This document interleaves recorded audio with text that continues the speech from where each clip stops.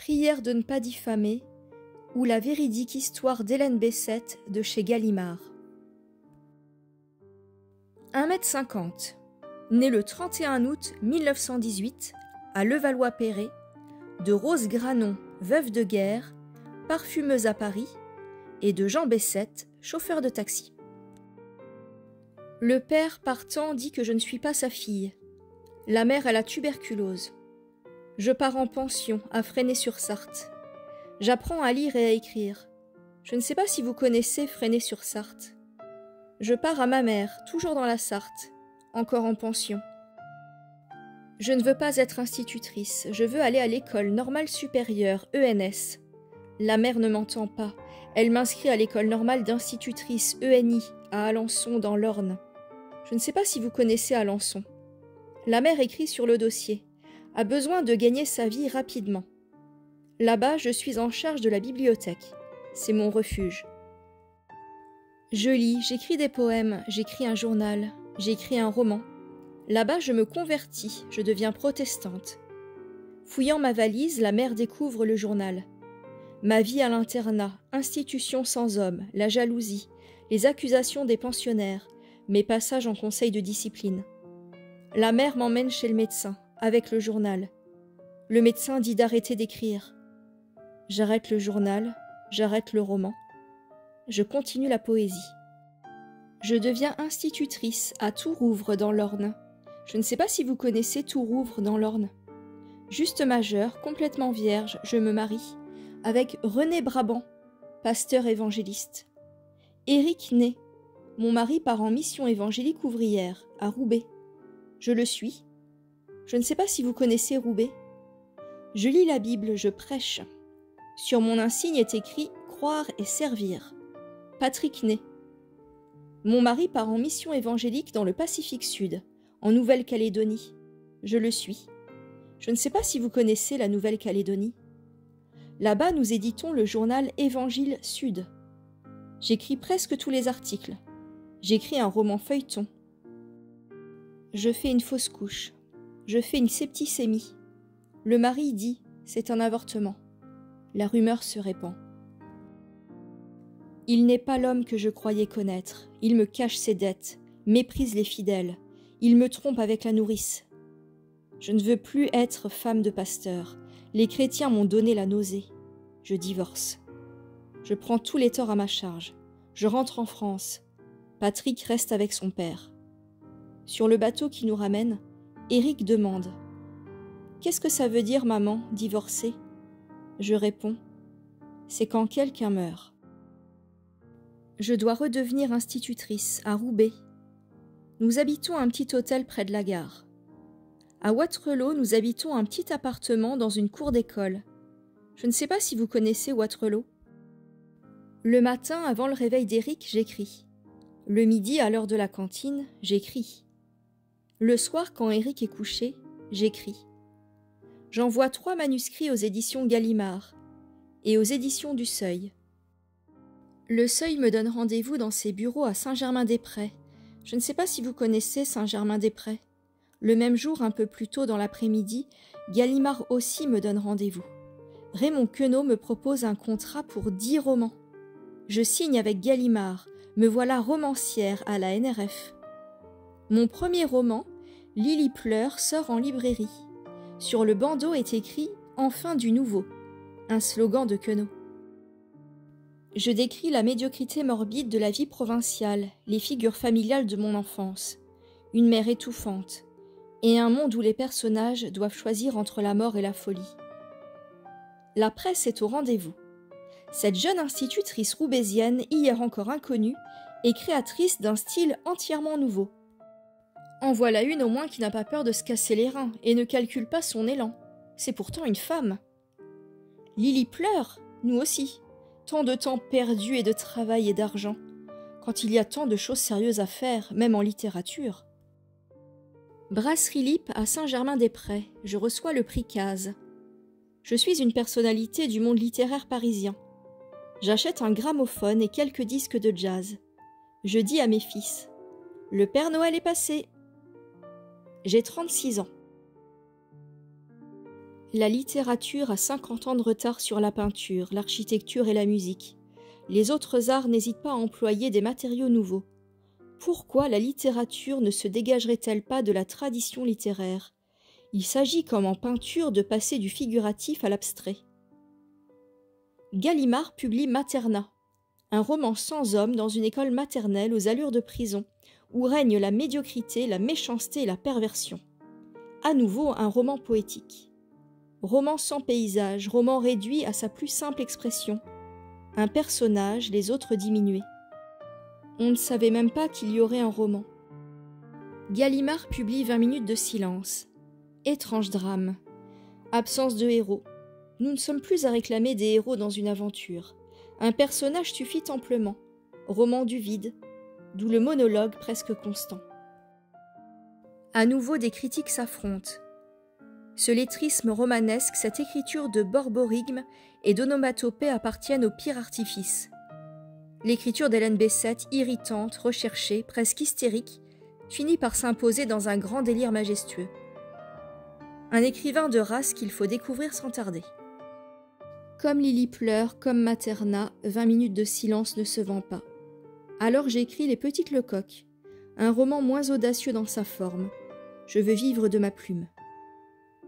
Cette fois, ce sont mes souvenirs d'adolescente et mes week-ends à Alençon, chez la famille Lecoq, qui sont matière à fiction. Je décris la vie morne d'une famille de la petite bourgeoisie de province, dont la fille en mal d'amour est débauchée, puis délaissée par un étranger de passage. Pour la première fois, les ventes sont prometteuses. 6 semaines après la sortie du roman, je reçois un papier bleu, une assignation à comparaître devant le tribunal civil de Chartres pour diffamation et outrage aux bonnes mœurs. Je ne sais pas si vous connaissez Chartres. Une madame Jacqueline Wolfgang Lehner, née Lecoq, dit se reconnaître dans le personnage de mon roman. Elle s'estime diffamée. Elle réclame 3 millions de dommages et intérêts. Elle veut le retrait de la vente de mon roman. Madame Jacqueline Wolfgang Lehner, née Lecoq, est défendue par maître Roland Dumas, ami de François Mitterrand, le garde des Sceaux. Gallimard est défendu par une ribambelle de ténors du barreau. Et moi, par un jeune avocat timide et poltron que je n'ai pas les moyens de payer. Maître Roland Dumas s'en donne à cœur joie. Le patronyme Lecoq, les noms de rues et certaines habitudes décrites par Madame Bessette dans son roman rendent Jacqueline Lecoq immédiatement identifiable pour les personnes qui la connaissent. J'admets avoir connu une mademoiselle Lecoq à Alençon quand j'étais en pension, mais le personnage de mon roman s'appelle Marie et non Jacqueline. Marie Lecoq. Lecoq avec un C et non Jacqueline Lecoq sans C.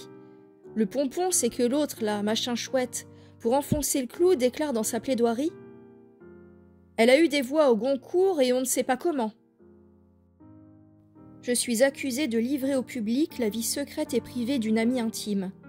Oh la vilaine! Mais je suis aussi une romancière qui doit coucher pour se faire éditer. C'est moi qui suis diffamée. Je veux porter plainte, mais mon avocat timide et poltron, qui n'est pas payé, me recommande de renoncer.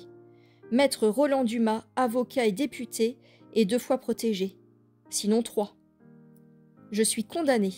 Je dois verser 40 000 francs de dommages et intérêts à Jacqueline Wolfgang Lehner, née Lecoq sans C. Je dois changer les noms des personnages et des rues de mon roman. Gallimard doit retirer mon livre de la vente. C'est déjà fait.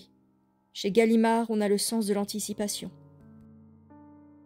À Saint-Priest-sur-Eure, on suit l'affaire de près. La presse locale se délecte. Et les parents d'élèves ne veulent pas d'une folle aux mœurs douteuses pour institutrice. Je ne sais pas si vous connaissez Saint-Priest. Je dois quitter le village rapidement, victime de criminalités administratives à caractère stalinien. Au jugement du tribunal civil de Chartres, à la sanction des parents d'élèves de Saint-Priest et de l'inspection d'académie, s'ajoute la condamnation du monde littéraire parisien. Gallimard refuse mon 5e roman et m'écrit « Étant donné la petite diffusion qu'ont eue vos précédents ouvrages, il nous a paru qu'il y aurait intérêt pour vous à ne pas publier. » Ma vie littéraire parisienne, petite lumière falote posée dans le courant d'air de 2 portes ouvertes, vient de s'éteindre. J'apprends que 2278 exemplaires de Lily pleure et 1104 de maternat sont mis au pilon. J'ai 40 ans. Je démarre une carrière d'écrivain maudit. Dans une sorte d'hallucination folle se lève le dessein d'un pays meilleur. Je veux partir aux États-Unis, là où la littérature n'a pas 50 ans de retard, là où on joue du jazz. Alors se lève le mirage de l'exil, un nouveau ciel, une nouvelle terre, une évasion possible. À défaut de mort, l'exil. Mais je ne pars pas aux États-Unis. Faute de moyens, je dois rejoindre l'école de filles de Saint-Georges-sur-Eure. Je ne sais pas si vous connaissez Saint-Georges-sur-Eure, dans l'Eure-et-Loir. Le matin avant la classe, j'écris. Le midi, à l'heure de la cantine, j'écris. Le soir, après l'étude, j'écris. Les jours, les semaines, les années passent. Gallimard publie enfin mon 5e roman, La Tour. Récit haletant, d'une voix moribonde, souffle court, mots hachés, phrases entrecoupées, avec la langue embarrassée des premiers âges. Je parlerai au souffle bref d'une vie affaiblie, diminuée.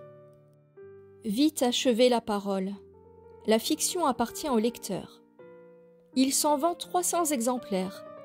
Dans les bureaux de Gallimard à Saint-Germain-des-Prés, Raymond Queneau me conseille d'arrêter d'écrire. J'envoie à la presse un extrait de mon manifeste dans lequel je fais allusion à ma nouvelle organisation, le GRP. GRP, gang du roman poétique. Guerre du style. Halte là, murs enfoncés, portes ouvertes. Les libraires ne sont pas les plus forts. Sans compte en banque, sans famille, sans amis alliés et sans connaissances, sans politique, sans souvenir de guerre, ni amour, ni argent, en marche du temps. GRP, quand même. La route bleue, écrit sur le bateau qui me ramenait de la Nouvelle-Calédonie, retourné par Gallimard après le procès diffamant de Madame Wolfgang Lehner, née Lecoq, censé, est enfin publié, imposé par Queneau. Un livre, c'est beaucoup, n'est-ce pas? Qu'il soit accepté ou qu'il soit rejeté, c'est énorme dans la marche de l'esprit. C'est un peu comme une lampe qu'on allume ou qu'on brise. Gallimard publie La Grande Balade. Simili-folie, air de folie, une crise. Le roman comme récit d'une crise. Ainsi, docteur des âmes, j'écrirai un livre. Il s'en vend 113 exemplaires. Je veux quitter l'Eure-et-Loir et rejoindre mon fils Éric, appelé du contingent, à Oran. Je ne sais pas si vous connaissez Oran. L'Académie de Chartres refuse ma mutation. Je décide de ne pas rejoindre mon poste de Saint-Georges-sur-Eure. Je déserte l'éducation nationale. Je deviens serveuse, à Paris, puis femme de ménage. Je me nourris de vaches qui rient. Ma santé se dégrade. Je publie à compte d'auteur le poème de la mise au point. Je tiens à soutenir que j'écris mes livres sans aide extérieure. Ils ne sont ni corrigés, ni travaillés, ni recorités, comme cela se pratique dans certaines maisons d'édition. Je n'ai jamais accordé de faveur privée pour en obtenir un résultat littéraire quelconque. Je confesse qu'on ne m'a jamais sollicité. Je ne cours pas, comme on dit dans les villages d'Eure-et-Loir. Si je vais à Paris, c'est pour y chercher des livres d'un degré culturel ignoré, semble-t-il, à Chartres. Je prends des consommations dans des cafés pour attendre trains et cars, non pour attirer les hommes. Je ne suis pas sale, ni sur ma personne, ni dans les lieux que j'habite. Mes vêtements sont de bons fournisseurs. Ma tenue ne suit pas la mode, mais elle est au niveau de mon mince budget. Je salue poliment mes connaissances. Je n'ai jamais trompé mon mari. Je n'ai jamais pris d'amant. Je n'aime pas les éclairs au chocolat. Je n'en prends jamais. Je ne me suis jamais fait avorter. Et n'en ai jamais eu l'occasion. Je ne bois pas. J'ai le foie fragile. À cause de la streptomycine, ordonnée pour les septicémies chroniques. Je ne suis pas folle. Je devais réellement partir aux USA, respirer un peu d'air frais. Je ne m'amuse pas, je travaille. Je me réfugie en Suisse. Je ne demande pas l'asile politique, mais j'aurais pu. J'enseigne un temps la conversation française dans un institut près de Lausanne. Des rumeurs venues de France me valent d'être rapidement remerciée. Je ne sais pas si vous connaissez Lausanne. J'ai encore des soucis. Emploi, argent, santé. E-A-S. J'écris ma suite fasciste. Je demande à Gallimard une avance sur mes droits. Il m'envoie 100 francs. Pour m'éviter des ennuis, ils disent. Des ennuis, 100 francs. Je vais au Tea Room. Je m'achète un gâteau et je rentre en France. À Strasbourg, je retrouve mes fils. Je ne sais pas si vous connaissez mes fils. Gallimard publie « N'avez-vous pas froid ?» Et bientôt ma suite fasciste. Si Garance Rose, suite suisse. Marguerite Duras écrit dans l'Express. La littérature vivante, pour moi, pour le moment, c'est Hélène Bessette, personne d'autre en France. Je dois encore faire des ménages. Je gratte quelques aides à la Caisse nationale des lettres. Asphyxié par un chauffe-eau qui marche mal, je frôle la mort. Je suis secouru in extremis par les pompiers. J'ai 48 ans, ma mère meurt. J'écris à Robert Gallimard. Vous pourrez communiquer à Monsieur Claude Gallimard que ma carrière littéraire s'arrête là. Ça m'est impossible de jouer ce personnage snobinard dit pittoresque de femme de ménage romancière. D'ailleurs, ma santé est compromise. J'attendrai donc pour poursuivre qu'on me considère tel que je suis, et non autrement, et qu'on m'accorde le minimum de vie décente, morale et physique, nécessaire à ma santé et à une production de qualité. Ce ne sont pas des droits d'auteur que je demande, mais une situation. Vous avez tort de mépriser l'intelligence. Sans compter que si mon œuvre, que vous publiez généreusement, assure votre prestige d'ici quelques années, la façon dont vous traitez la personne, croyez-le bien, fera œuvre contraire. Et l'on ne manquera pas d'en faire état.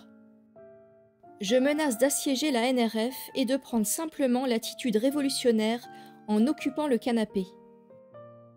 Je m'installe à Paris et deviens concierge du temple de la rue de Grenelle. J'écris 3 pièces de théâtre. Gallimard les refuse. J'ai le sens du théâtre. J'écris à Gallimard. Vous ne tuez pas, bien sûr, vous laissez mourir. Vous envoyez facilement les gens à la mort, il me semble. Je sais que seul un cadavre peut faire lever le scandale. Et je ne tiens pas à être un cadavre d'abord. Je dois à la fin du mois ou mourir de faim, ou être encore une fois domestique, ce qui revient au même pour moi. Sans réponse, j'écris encore et je menace de quitter la maison Gallimard. Gallimard me fait savoir par la secrétaire que, mon compte étant débiteur, je ne suis pas libre de proposer mes manuscrits à un autre éditeur. Je réponds. Je me considère libre. La comptabilité, voyez-vous, ne suffit pas pour régler un monde, et le commerce de l'édition est infiniment plus délicat que les autres. Il me semble que tous ceux qui dirigent la maison pourraient considérer que des auteurs ne sont pas seulement des opérations de banque à plus ou moins longue échéance. Dites-le leur donc de ma part. Et je ne consentirai ni au suicide, ni à la déchéance, pour que les chers petits-enfants terribles Gallimard, Zazie et autres de l'an 2000 vivent la grande vie. J'écris Paroles pour une musique, un roman bilingue. In French and in English. But aux 2/3 in English. Robert Gallimard m'écrit. Certes, le livre est drôle, vif, plein de trouvailles et d'une originalité naturelle. Mais malheureusement, il est bien difficile de voir quel public il pourrait intéresser. Je réponds. Ce que vous refusez en refusant ce livre intraduisible, c'est le premier livre européen. C'est ainsi qu'on parlera dans 50 ans. Naturellement, il n'y aura pas de lecteur, je n'en ai jamais de toute façon. Gallimard refuse tous mes nouveaux manuscrits. Raymond Queneau ne me soutient plus. Je publie à compte d'auteur le Résumé, une revue manifeste tirée à 100 exemplaires. J'y expose ma théorie littéraire. Le langage poétique est forcément celui des temps difficiles. Il est l'expression quotidienne normale d'un temps de guerre. Dans un monde bruyant, angoissé, une phrase qui se fait entendre. Une phrase qui doit être lancinante et douloureuse, voisine du jazz, qui retient l'attention. Cruelle peut-être, ce qui prouve qu'elle est à sa place. André Malraux m'envoie un chèque pour me permettre de publier le 2e numéro. Il m'écrit avec toute ma sympathie pour votre talent, et mes souhaits un peu inquiets pour le reste. J'utilise l'argent pour me loger et me nourrir. On me surveille. OAS. Je quitte Paris. Comme dans un roman de Chandler, I'm alone and always on the move. Je change d'adresse et de pension, souvent expulsé. Because I have no money. Saint-Victor-Lacoste, Vimereux, Château-Thierry, Barcelonnette, Nice. Gallimard publie Ida ou le délire, l'histoire d'une femme de ménage sans histoire, morte écrasée par un camion. Invisible quand elle était vivante, Ida se rappelle par sa mort scandaleuse à l'attention de sa patronne. Ida quelconque, morne, déambulatoire, paquet de chiffons informes, est devenue maîtresse du jeu. À Nice, je laisse mes possessions dans un garde-meuble. Je ne sais pas si vous connaissez Nice. Un lit une personne, un sommier, un matelas, une tringle à rideaux, une grande lampe, 3 cantines de presque 500 livres et ma petite valise en cuir avec mes 48 manuscrits, publiés, inédits ou refusés. Je rejoins mon fils Eric à Utrecht en Hollande. Il m'apprend la programmation sur ordinateur et je travaille à mettre de l'électricité, de l'électronique, de la musique, de l'architecture et des mathématiques dans l'écriture théâtrale. Le projet est abandonné. La faute à la technologie. En retard, elle aussi. La question de la communication entre pays et entre langues étrangères me turlupinait. Je pars à Londres pour tenter d'éclaircir ce mystère. Je ne sais pas si vous connaissez Londres. Là-bas, je suis encore une fois femme de ménage, ou plutôt bonne à tout faire. À faire des choses que je ne sais pas faire, chez Lady Kilharn, fille du médecin personnel de Benito Mussolini. Quand je ne suis pas victime de criminalité stalinienne, c'est la menace fasciste qui refait surface. Il faut vous dire que Londres, comme Genève, appartient aux Munzel. Je ne sais pas si vous connaissez les Munzel. Je suis allée à Alger. Je n'ai pas pu y rester, car l'Algérie était aux Munzel. Je suis allée à Tananarive. Madagascar était aux Munzel. Je suis allée à Melbourne. Les Munzel encore. À Bruxelles. Le marché commun appartient aux Munzel. Par alliance, il est vrai. À New York, White Plain était aux Munzel. Voici Londres. Voici Genève. Voici Paris. Et je ne peux y rester. Car Londres, Genève, Paris, c'est d'abord aux Munzel. Ils me veulent femme de ménage. Ils ont des idées arrêtées sur les filles du peuple, sur les femmes de ménage, et aussi sur les romancières. Mais une fille du peuple, enfin tout de même. C'est un petit extrait de Suite suisse, dans ma suite fasciste. J'écris à Gallimard. Je suis sur le point de lose my nerves, avec tout ce qu'on me fait quand je suis walking in the street. Je change d'adresse prochainement. Nobody cares. Tout le monde s'en fout. On me refuse mon permis de séjour. Je rentre en France. Dirais-je que je me suis heurtée au pire, que j'en suis revenue en boniche retardée, diminuée, vêtue d'oripeaux, et que j'en sois revenue est certainement un succès, le seul. J'ai 57 ans. Je m'installe au Mans, à 33 km de Fresnay-sur-Sarthe. Je ne sais pas si vous vous rappelez Fresnay-sur-Sarthe. Je communique ma nouvelle adresse à Gallimard en précisant « La prochaine sera le cimetière ». Je reprends mon rôle de romancière femme de ménage. J'écris 3000 pages de mémoire, on ne vit que 2 fois. Allait-on me permettre d'entamer une 3e vie? Une vie d'auteur heureux et comblé? Non, L'idée même en est inadmissible. Un jour, je dis à mes fils, « Je ne me sens pas bien, ça n'écrit plus dans ma tête. » Je meurs. En 2000. Au Mans. J'ai 82 ans. Sur une carte de visite punaisée sur la porte de mon petit appartement, avenue Léon Bollé près de la gare, est écrit « Prière de ne pas diffamer. Hélène Bessette de chez Gallimard. » Il y a quelque chose qui m'inquiète, c'est mon œuvre. Voici ce que je voudrais, que quelqu'un prenne possession de tous mes papiers et manuscrits pour veiller à leur édition et compléter tous ces travaux dont l'ensemble a du poids.